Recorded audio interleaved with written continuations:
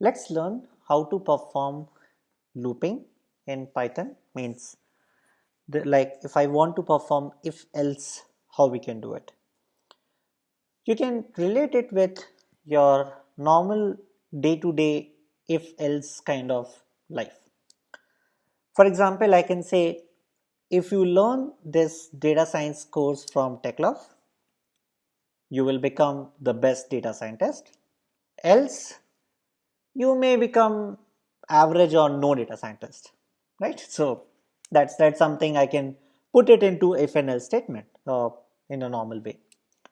Similar way, even while we are working with respect to your Python programming, we can put some conditions like if this is going to happen, then run this part of the code, else run some other part of the code. So I can define it this same day-to-day life construct into our programming languages.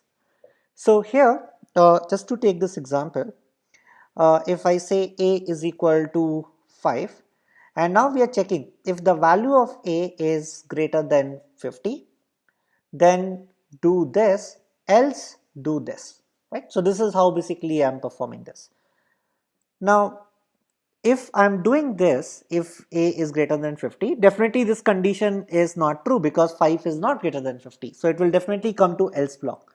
Now what is my else block stating? My else block is stating it is creating another variable where it is doing 50 minus a, which is going to be 45 because the value of a is 45. So it is going to return me a is smaller than 50 by 45 units. Right? So that's what we are printing here. So here if I come and execute this, you can see that it's returning me is smaller than 50 by 45 units. So it is running the code as a part of else block. I want you to notice one more thing here, which is going to be how you can put the code into a block format.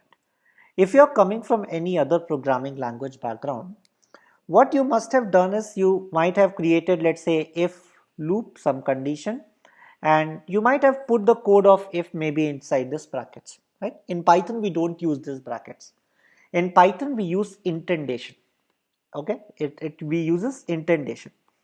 Now, the way this indentation works, it's very important to understand. Otherwise, you will keep on getting errors.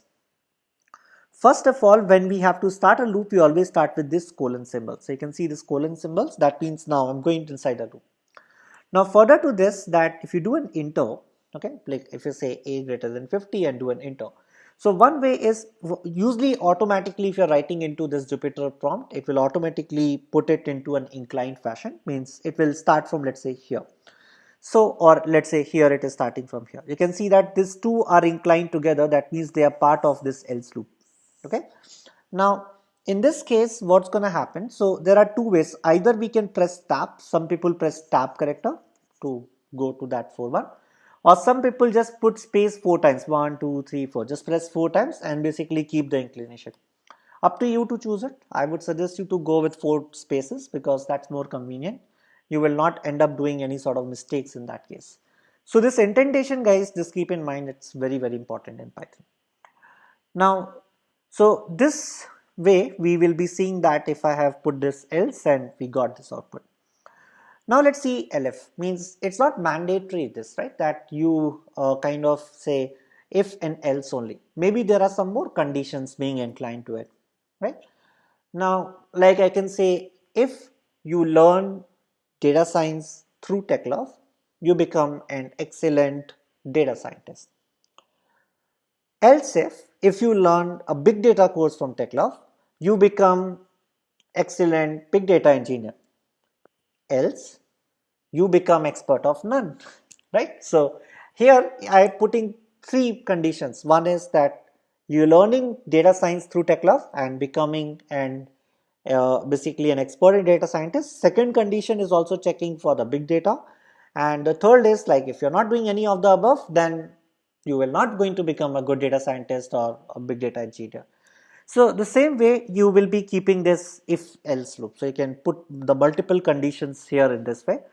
So like here you say if condition, elif condition and else. But I noticed one more interesting thing here. What is this input? What is this input? So it means that if I will execute this, if I say execute this statement, notice that what's going to happen. So it is going to ask you to input a value here. See, I'm gonna just say this, and it's saying that enter a number, and it opened up this bracket for you that you provide me an input now. User is going to provide. So let's say if you say here 10. Now what will happen? This 10 will be in the format of a string. So in order to convert this string to an integer, you need to pass an integer. So this is kind of casting, okay? You are typecasting it. Now this 10 will be taken up. Now see this output. See, it's saying that positive number. So let's see how this positive number came up. So now this num variable contains the value 10. So if 10 is greater than 0, yes, that's the case. So we got positive. Otherwise, if this condition was, let's say, not true, in that case, we would have got, let's say, elif, if my condition is equal to 0, then it is a 0, otherwise negative. Let's see even those outputs as well. Let's kind of execute them as well.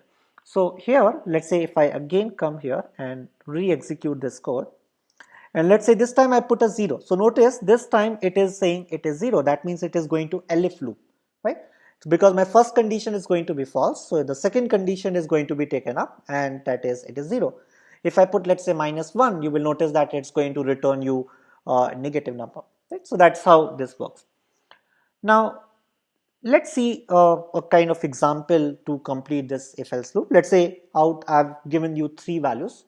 I have hard coded it, but if you wish, you don't need to hard code it. You can use this input function which I just explained you. So you can just put your condition that if so here I'm trying to find the smallest number. So I'm checking the condition that if n1 is less than n2, and so I'm using that logical operations which we have learned before, and n1 is also less than n3, then in that case definitely n1 is less than n2 as well as n3.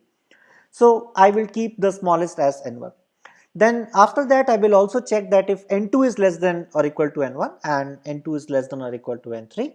So in that case I will assign smallest as n2. Right? So I'm just checking the conditions, and based on that I will putting, otherwise smallest is going to be n3. So these 3 conditions it's going to be verified, and whichever is going to be smallest is going to give me an output. So in this case definitely is going to return me the value 2 like n1, right? So let's execute. So here if I come and execute this code, so I get like the value 2, right? So this is the code doing this. I can also put some more portion here, like I can say if none. It means that definitely nothing is gonna be true in this if block. So you can see that it's not going at all in this if block, because let's say I want to make sure that I don't enter inside if block at all. I just want to keep it like that. Though practically we should not be doing this, but just to take an example, I can say if none, or I can say if false. False will also not let you go. So in that case, it will always go to else and will return you is false. So if I execute this, you can see that it's going to return me is false. So this consists of your if else statement.